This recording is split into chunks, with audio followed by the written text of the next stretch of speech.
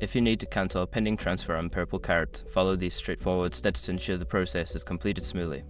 Step 1. Log into your account. Visit the Purple Carrot website or open the app and log into your account using your credentials. Step 2. Navigate to your transfers. Once logged in, go to the Transfers section.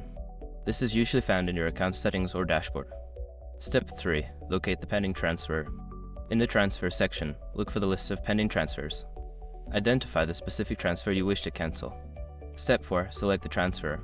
Don't continue before doing this. A lot of online accounts end up exposed in breaches without people even realizing it. Use Srock to constantly monitor your email and accounts and get alerted immediately if your information gets leaked online.